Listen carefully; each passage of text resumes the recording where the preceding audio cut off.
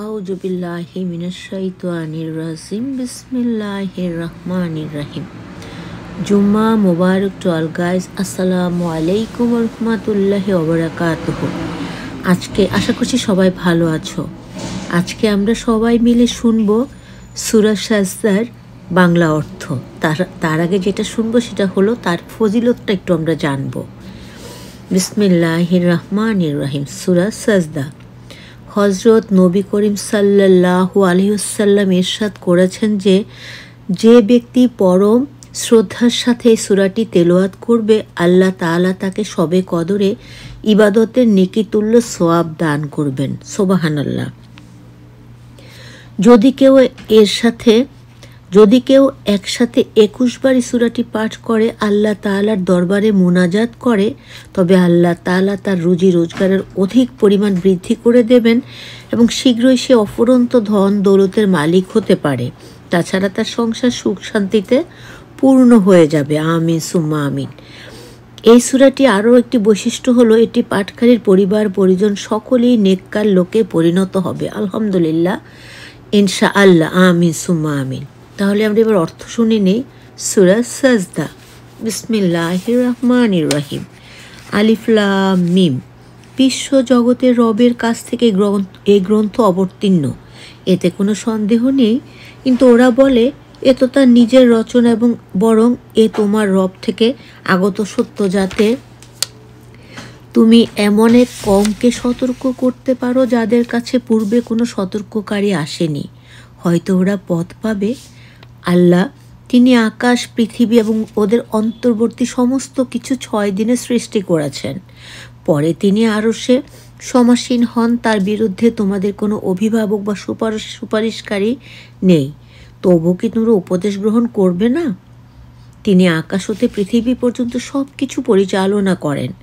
অতঃপর তার কাছে সমস্ত কিছুই বিচারের জন্য একদিন উপনীত হবে। যেদিনের দৈর্ঘ্য হবে তোমাদের হিসেবে 1000 বছরের সমান। তিনি দৃশ্য ও অদৃশ্যের পরিজ্ঞাত, পরাক্রমশালী, পরম দয়ালু। যিনি তার প্রত্যেকটি সৃষ্টিকে উত্তম রূপে সৃষ্টি করেছেন এবং মাটি থেকে মানব সৃষ্টির সূচনা করেছেন। তারপর তুচ্ছ তরল পদার্থের নির্যাস থেকে তার বংশ উৎপন্ন করেন। পরে তিনি ওকে সুঠাম করেছেন এবং তার কাছ থেকে ওতে জীবন সঞ্চার করেছেন। সুবহানাল্লাহ। এবং তোমাদের দিয়েছেন চক্ষু, কর্ণ মানে কান, ও অন্তঃকরণ মানে মন। তোমরা অতি সামান্যই কৃতজ্ঞতা প্রকাশ করো। ওরা বলে আমরা মৃত্তিকায় পর্যবসিত হলেও কি আমাদের আবার নতুন করে সৃষ্টি করা হবে? বস্তুত ওরা ওদের রবের সাক্ষাৎকার অস্বীকার করে। বলো, মৃত্যুর ফেরেশতা তোমাদের প্রাণ হরণ করবে, অবশ্যই তোমরা তোমাদের রবের কাছে প্রত্যানীত হবে।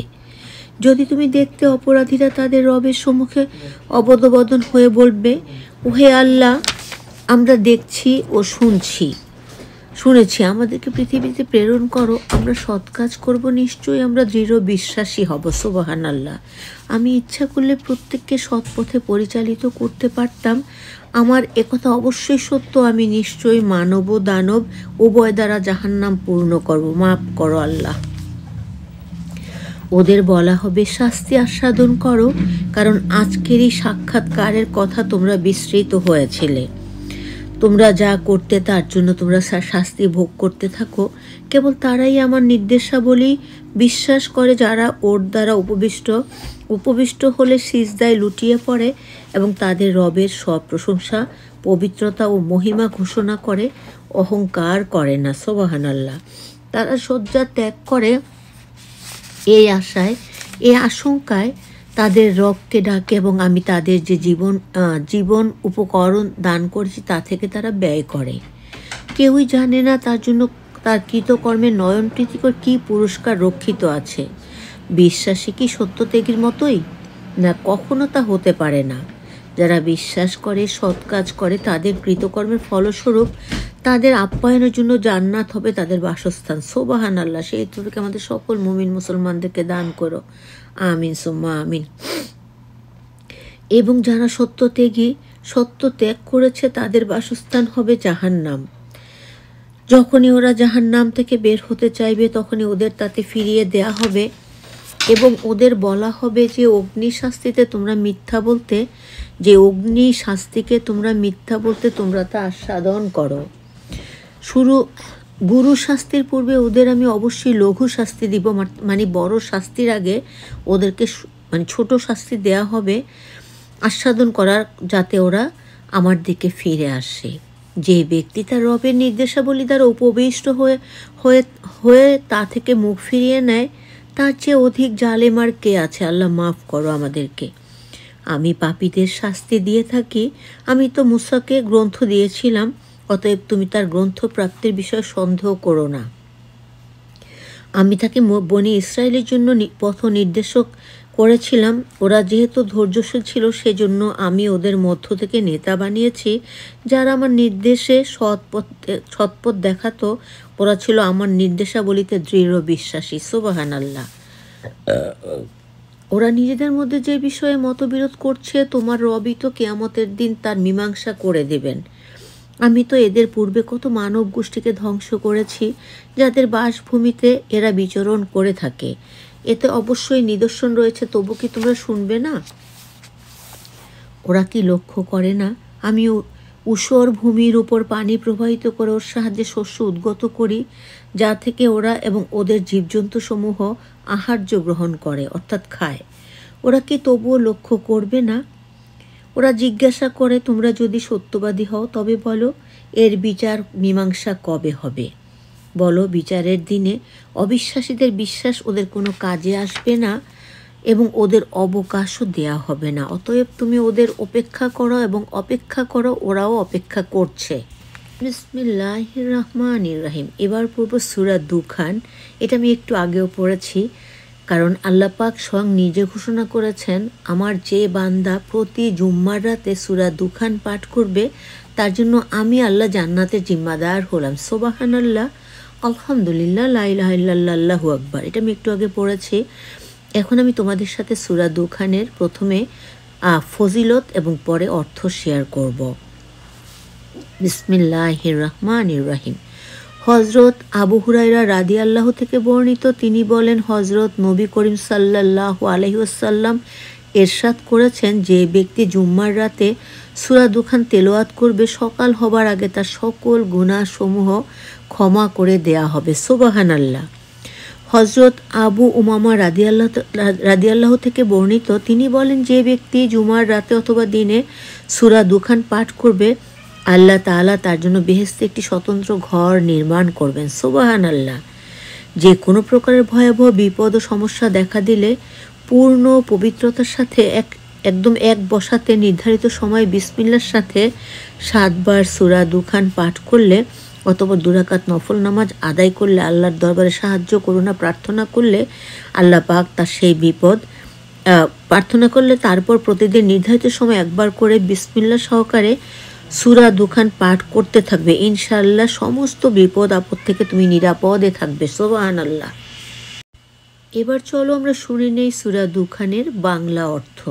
আমি সব সময় একটা কথা বলে থাকি, সেটা হলো, আমরা অনেকেই আছে আরবি বুঝি না, আবার অনেকে আছে বাংলা পড়তেও পারি না। সো আমি যে চেষ্টাটা করছি, যারা মনোযোগ দিয়ে শোনো, আল্লাহর রহমতের বরকতে আমি তো শুদ্ধ উচ্চারণে, আর যেখানে একটু কঠিন মনে হয় আমি বুঝিয়ে দেওয়ার চেষ্টা করি। সেজন্য বলছি, সবাই মনোযোগ দিয়ে শুনবে, যারা পড়তেও পারো না, আবার যারা পড়তে পারো, সবাই যদি মনোযোগ দিয়ে শুনো এবং শুনি এবং সেভাবে আমল করার চেষ্টা করি, আল্লাহর রহমতে আমরা আল্লাহ চাইলে বেশি বেশি করে ইবাদতে মগ্ন হওয়ার তৌফিক ভিক্ষা পাবো। আমিন সুম্মা আমিন। বিসমিল্লাহির রহমানির রহিম। সূরা দুখান। হামিম। সুস্পষ্ট গ্রন্থের শপথ। নিশ্চয়ই আমি কোরআন অবতীর্ণ করেছি এক কল্যাণময় রজনীতে, আমি তো সতর্ককারী। মানে কোরআন আল্লাহ পাক এক কল্যাণময় রাতে অবতীর্ণ করেছে। আমরা নিশ্চয়ই জানি কার উপর অবতীর্ণ হয়েছে, আমাদেরই প্রিয় নবী, শ্রেষ্ঠ নবী, পৃথিবীর শেষ নবী হজরত মুহাম্মদ সাল্লাল্লাহু আলাইহি ওয়াসাল্লামের উপর। এবার আসি, এই রজনীতে প্রত্যেক গুরুত্বপূর্ণ বিষয় স্থিরকৃত হয়। আমার আদেশক্রমে আমি তো রাসূল প্রেরণ করে থাকি, এ তোমার রবের অনুগ্রহ। তিনি তো সর্বশ্রোতা সর্বজ্ঞ। যদি তোমরা বিশ্বাসী হও তোমরা জেনে রাখো তিনি আকাশ মণ্ডলী, পৃথিবী, ওদের মধ্যবর্তী সমস্ত কিছুর মালিক। তিনি ব্যতীত মানে তিনি ছাড়া কোনো ইবাদত মানে করার মতো কেউ নেই। তিনি জীবন দেন এবং মৃত্যুও ঘটান। তিনি তোমাদেরও তোমাদের পূর্ববর্তীদেরও রব। বস্তুত ওরা সন্দেহ নিয়ে এ বিষয়ে হাসি ঠাট্টা করছে। তাই তুমি অপেক্ষা করো সেই দিনের যেদিন স্পষ্ট আকাশ থেকে ধোঁয়া উঠবে এবং মানুষকে তা গ্রাস করবে এবং কঠিন শাস্তি পাবে। তখন তারা বলবে, হে আল্লাহ, আমাদেরকে আযাব থেকে মুক্ত করো, আমরা ঈমান আনব। ওদের শিক্ষা হবে কি করে? ওদের কাছে স্পষ্ট ব্যাখ্যা দিতে এক রাসূল এসেছে, তারপর ওরা তাকে অমান্য করেছে। সে তো শিক্ষাপ্রাপ্ত উন্মাদ। আমি কিছুকালের জন্য শাস্তি রহিত করলে তো তোমরা পূর্ব অবস্থায় ফিরে যাবে।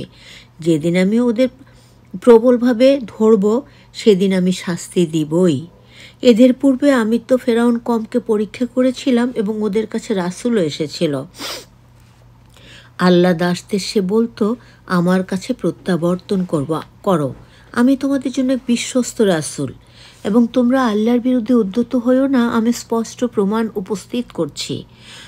তোমরা আমাকে প্রস্তারাঘাতে হত্যা না করতে পারো সেজন্য আমার ও তোমাদের রবের শরণ নিচ্ছি।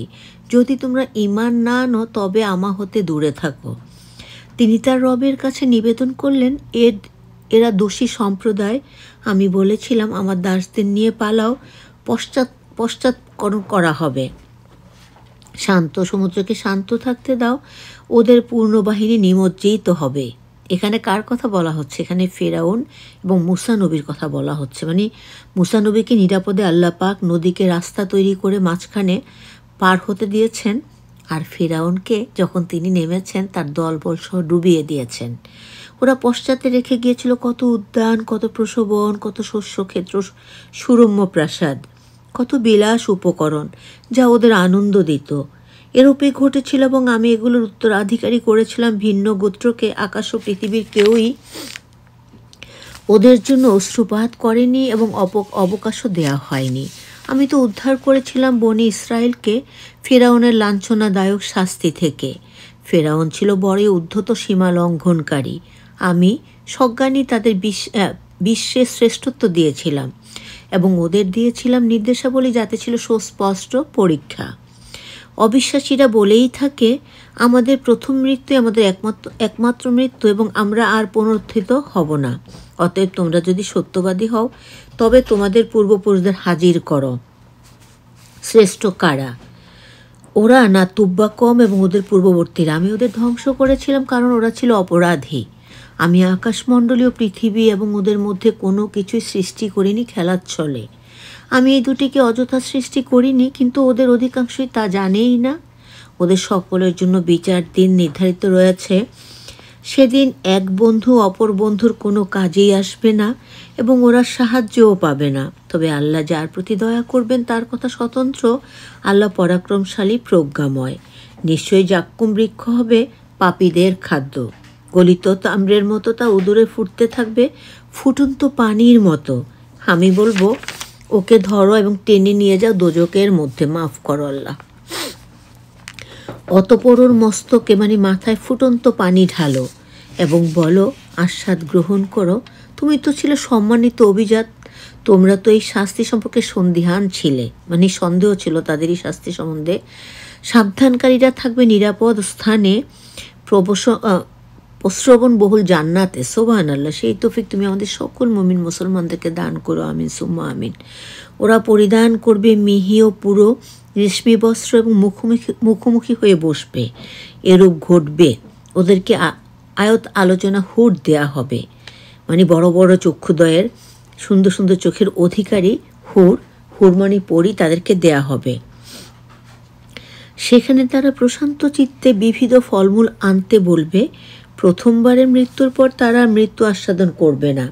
মানে কিয়ামতের পর যারা জান্নাতে থাকবে তারা কখনো মৃত্যু দেখবে না। তারা সারা মানে আজীবন মানে বেঁচে থাকবে এবং সুখ স্বাচ্ছন্দ্য পেতে থাকবে। সুবহানাল্লাহ।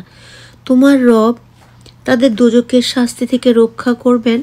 অনন্তন এসব তোমাদের রবের করুণা, এটাই মহা সাফল্য। আমি তোমার মোহাম্মদ সাল্লাল্লাহু আলাইহি সাল্লামের ভাষায় কোরআনকে সহজ করে দিয়েছি যাতে মানুষ উপদেশ গ্রহণ করে। সুতরাং তুমি প্রতীক্ষা করো, ওরা তো প্রতীক্ষা করছে।